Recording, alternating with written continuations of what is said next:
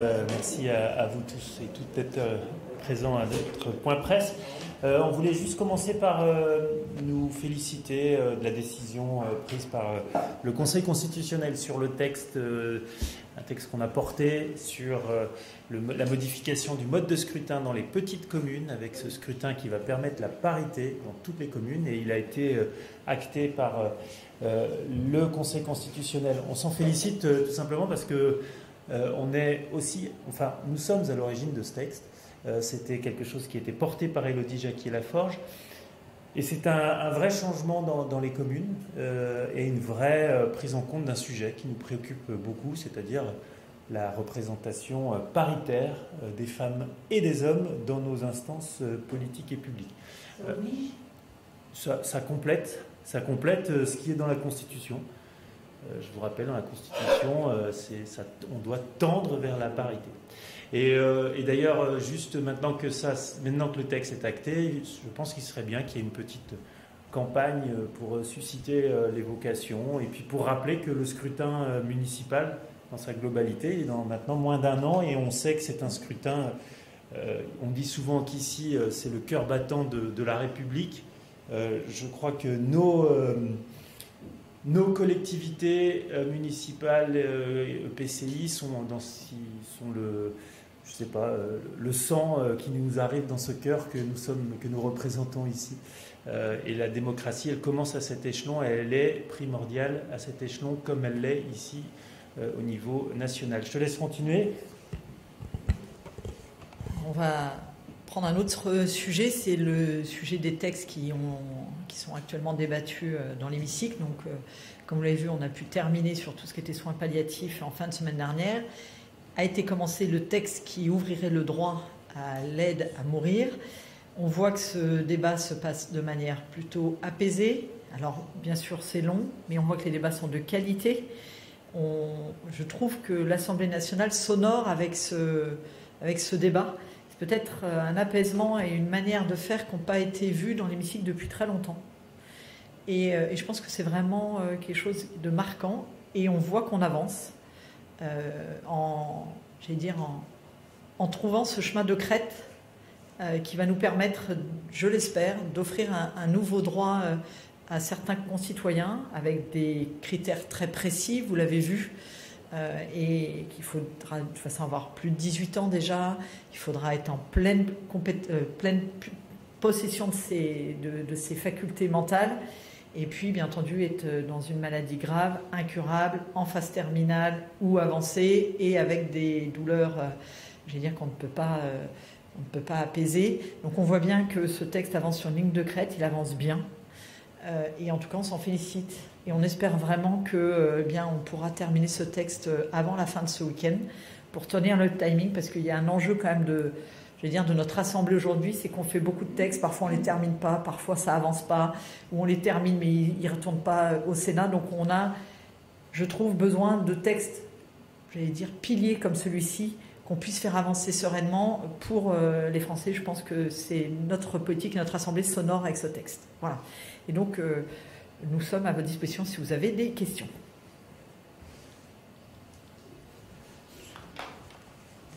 Ce matin, le Premier ministre a reçu les députés socialistes sur la proportionnelle. Il a confirmé que c'était prioritaire. Est-ce qu'on peut savoir un petit peu le calendrier quand même ? Alors, c'est prioritaire. Le calendrier, c'est pas nous qui allons vous le donner. Enfin,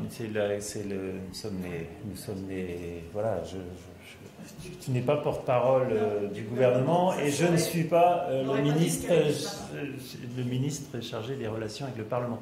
Le calendrier, on est dans l'ordre. Il y a les consultations. Marc Fesneau est reçu ce vendredi par le Premier ministre. Nous, on a une position, vous savez que notre position, elle est historique sur cette question de la proportionnelle. Je pense que nous ferions un grand pas vers une démocratie transformée, vers le passage de ce fait majoritaire à cette démocratie du consensus et à cette démocratie du dialogue par la mise en place de la proportionnelle. Voilà. Aujourd'hui, on a une assemblée fragmentée, mais fragmentée qui est élue soit pour, soit contre. Demain, on aura aussi une représentation proportionnelle des grandes forces politiques du pays, mais elles ne seront pas élues contre ou pour, elles seront élues pour représenter les idées qu'elles portent. Et ensemble, on pourra collectivement trouver un certain nombre de consensus et faire avancer les grands sujets de société. Certains ont parlé d'Himalaya. L'Himalaya que nous avons devant nous sur la dette, l'éducation, la défense, la souveraineté de notre pays, de l'Europe, et la question aussi de la dette environnementale et de notre relation à l'environnement. Donc on se félicite que ça avance sur la proportionnelle. Très bien. Sur les commissions d'enquête, donc M. Sterin ne viendra pas, parce qu'il n'est pas venu. Qu'avez-vous pensé de la commission d'enquête avec M. Bayrou, le Premier ministre, pendant 5h30 ? On va chacun dire un mot. On s'en est beaucoup exprimé, je crois. Moi, je l'ai dit beaucoup. Moi, j'ai été président d'une commission d'enquête pendant 2 mois avant la dissolution et rapporteur de cette même commission d'enquête pendant 6 mois. Donc, je pense avoir une petite expérience de ce qu'est une commission d'enquête. Commission d'enquête... Et je l'avais dit au moment où on a commencé nos travaux sur celle que je portais, nous sommes ni des procureurs, ni des juges d'instruction, encore moins des officiers de police judiciaire. Nous sommes des législateurs et nous devons faire des constats. Nous devons établir un certain nombre de faits que nous avons la chance, par la commission d'enquête, d'être des faits qui se basent sur la vérité, puisque je vous rappelle que les pouvoirs de la commission d'enquête sont extrêmement forts. Nous faisons prêter serment aux auditionnés. Et donc, cette responsabilité, cette puissance de la commission d'enquête donne une responsabilité énorme. Elle donne une responsabilité énorme de mener cette commission d'enquête avec une seule préoccupation, répondre à la question initiale de la commission d'enquête. Voilà. Quand vous travaillez sur les violences dans le cinéma, dans le monde de la culture, comme nous avons fait avec Sandrine Rousseau pendant 6 mois, nous nous sommes posés que cette question, uniquement cette question. Nous n'avons pas fait de communiqué de presse ou d'émission de télé pendant la commission d'enquête. Nous nous sommes concentrés à notre tâche et à la fin de la commission d'enquête, nous avons communiqué sur nos préconisations. C'est comme ça qu'on voit le rôle d'une commission d'enquête, qui est un outil démocratique extraordinaire, mais qui n'est pas un outil politique. Merci Erwan. Vous voyez, j'ai assisté aux 5h30, je pense comme beaucoup d'entre vous, et à la fin je me suis demandé qu'est-ce qu'on va pouvoir apporter sur le sujet initial que tu as rappelé, c'est-à-dire les violences à l'école au sens large. Rien. On ne sait pas s'il y a pu avoir des dispositifs qui n'ont pas fonctionné à l'époque. Est-ce que ces couloirs de transmission qui devraient remonter à l'intérieur de l'éducation nationale fonctionnent mieux aujourd'hui ? On ne le sait pas, ce n'était pas le sujet. Est-ce que grâce à la réunion qu'on a fait de 5h30, est-ce que les enfants vont moins être victimes de violences ? Je ne sais pas vous, mais moi, je n'ai pas l'impression qu'on ait avancé sur ces sujets-là. Par contre, quand on passe, et c'est là où je trouve qu'on dévoie ces commissions d'enquête, c'est-à-dire qu'on a passé quasiment 1 heure à essayer de savoir si François Bayrou avait rencontré le juge dans son domicile, sur un chemin, dans une cour, est-ce qu'il avait sauté par-dessus le portail pour rentrer ? C'est hyper important. Ça va changer la vie des enfants victimes de violences, c'est clair. Non mais, voilà, on est typiquement là dans une audition qui a été complètement instrumentalisée par un des co-rapporteurs. J'espère que maintenant que c'est fait, on va pouvoir passer au vrai sujet, c'est comment on fait pour mieux lutter contre les violences faites aux enfants dans tous les établissements où ils sont présents, parce que là on parle bien entendu, là de l'école, mais Erwan a fait sur la culture il y a quelques semaines. On a eu les travaux de la délégation aux droits des enfants qui, il y a plus d'1 an, ont fait sur la protection de l'enfance. Et on voit bien que dans les familles, on continue à avoir de plus en plus de placements. Donc il y a encore de la violence. Et tous les jours, médiatiquement, et Erwan pourra vous en parler si vous le souhaitez, on a actuellement le procès Le Squarneck, qui se déroule en ce moment, qui est une infamie pour les enfants, une abomination de ce que notre société est capable de produire de pire par un médecin vis-à-vis des enfants. et on voit bien que ce n'est pas le sujet. Donc moi, j'aimerais qu'on revienne au vrai sujet qui devrait tous nous animer, c'est comment notre pays, qui a des violences systémiques envers les enfants, fait en sorte qu'on arrête de violenter nos enfants. Et cette commission d'enquête, pour le moment, en tout cas, je ne vois pas qu'elle aille là-dessus. Autant celle sur la culture, on a des propositions concrètes qui vont permettre d'avancer dans le milieu culturel. Nous en avions apporté à la délégation aux droits des enfants sur la protection de l'enfance. Bon, je pense que ça va être un acte manqué pour l'école, mais c'est pas grave. Nous, on continuera, en tout cas, moi, à la délégation, mais aussi avec ceux qui sont engagés sur la protection de l'enfance, à agir pour que, enfin, notre pays ne soit plus un pays de maltraitance pour ses enfants. Ouais, moi, juste compléter, moi j'espère sincèrement que la commission d'enquête fera le travail qu'elle a à faire, hein, et qu'on aura des propositions fortes, hein, parce qu'on a des sujets, on a des questions qui sont des questions de société auxquelles on doit avoir des réponses. Pourquoi la parole des enfants a si longtemps été inaudible ? Pourquoi notre société n'a rien mis en place sur ces questions-là ? Pourquoi on arrive à 299 victimes du docteur Squarneck, 299 victimes, c'est celles sur lesquelles on a réussi à trouver quelque chose. Pourquoi ? Pourquoi, visiblement, dans les hôpitaux, il y avait des gens qui savaient ? Pourquoi ? Toute cette série de pourquoi, il faut qu'on travaille sur cette question. Et aujourd'hui, la question, c'est aussi, est-ce qu'on est aujourd'hui capable d'entendre ? Et est-ce qu'aujourd'hui, on n'est pas, dans 5 ans, sur un autre sujet, sur la question de l'enfance ? Nos enfants, ils sont précieux, c'est notre avenir, et on ne peut pas se permettre de continuer comme ça. Et ça, c'est le vrai sujet. Et nous, on avait été un certain nombre, au moment de cette commission d'enquête Bétaram, dite Bétaram, parce que voilà, tout le monde l'appelle comme ça, à dire oui, il faut la faire.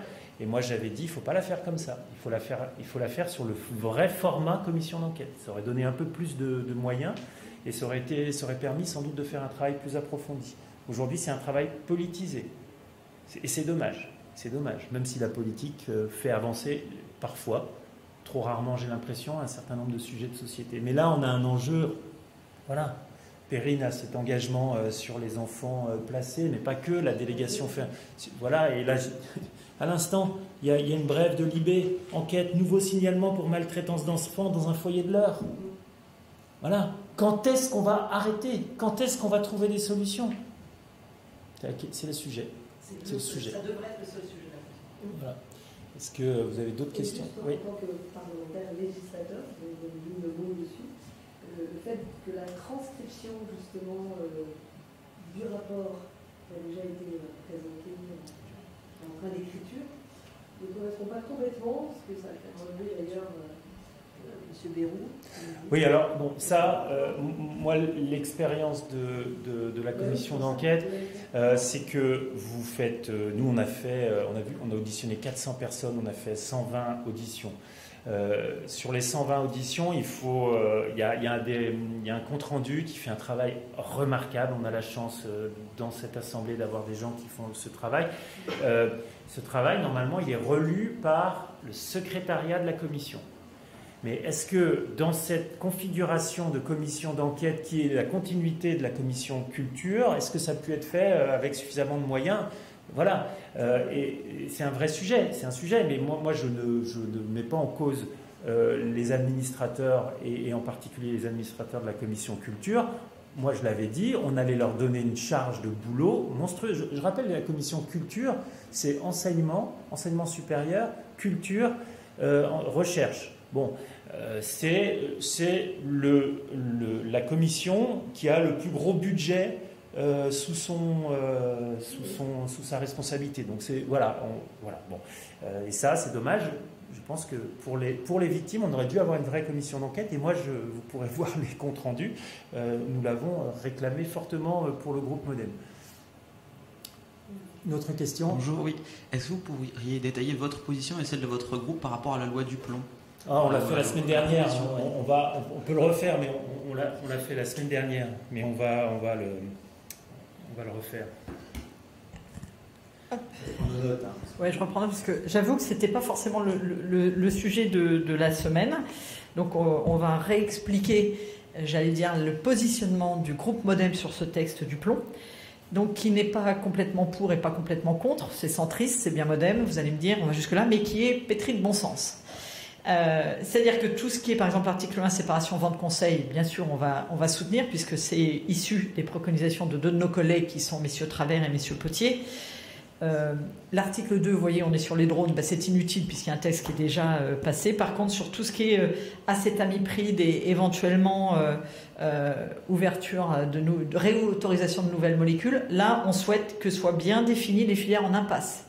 Et que ce soit uniquement pour ce type de filière en impasse. Et pour avoir cette définition de la filière en impasse, on est bien entendu très favorable à ne pas toucher à l'ANSES, qui est la partie scientifique. Parce que nous souhaitons nous appuyer sur la science et uniquement sur la science et pas faire autre chose. Donc c'est pour ça que nous allons plutôt agir sur définir ce qui est réellement une filière en impasse. Parce qu'aujourd'hui, on pense qu'il n'y a pas forcément besoin d'une réintroduction massive de tout ce qui est proposé dans ce texte. Sur la partie ICPE, eh bien, typiquement sur les bâtiments d'élevage, on pense qu'il y a effectivement quelque chose à bouger et augmenter les plafonds nous paraît intéressant. Par contre, sur le reste, on est complètement contre. Donc, c'est ainsi que nous nous positionnerons. L'assurance récolte, on peut bien sûr qu'être pour. Et sur l'eau, nous ne sommes pas pour des priorités pour les uns ou pour les autres sur l'eau. L'eau est une ressource précieuse qui appartient à tout le monde et il faut bien entendu qu'on puisse plutôt avoir un travail dans ce sens. Par contre, avoir une vraie définition du cours d'eau, c'est une nécessité. Donc c'est là-dessus qu'on ira parce qu'on voit bien quand on va sur le terrain, par exemple avec l'Office français de la biodiversité, on a une instabilité sur la définition du cours d'eau, donc il y a besoin d'aller à ce niveau-là. Bref, le texte sorti Sénat était mieux qu'à l'entrée, donc, et on va y apporter encore des modifications. Donc aujourd'hui, on réserve notre position de vote à ce qui sera réellement ce texte à l'issue des débats, parce que on ne veut pas, on veut bien entendu soutenir l'agriculture, on a toujours été soutenant auprès de l'agriculture, mais soutenir l'agriculture, c'est aussi faire en sorte qu'ils puissent, eux, se protéger et qu'il y ait une acceptabilité aussi dans la population de cette agriculture. Donc il nous faut trouver le chemin de crête entre les deux, et c'est là-dessus sur lequel nous allons agir dans les prochaines semaines. En tout cas, nos collègues sont sur le pont pour bouger les choses, comme je vous l'ai dit, mais notre vote sera réservé en fonction de ce qui sera fait réellement dans l'hémicycle. Et pour compléter ce propos limpide et clair, le bon président Fesneau fera une conférence de presse en visio sur le sujet demain. Normalement, vous avez reçu les invitations. Et pour ceux qui n'auraient pas reçu le petit carton, vous allez voir Jérémy au fond de la salle et il le fera avec plaisir. Est-ce qu'on a épuisé les questions ? Est-ce qu'on peut lever cette conférence de presse ? Et ben, voilà. Et ben, bonne semaine si on ne se recroise pas.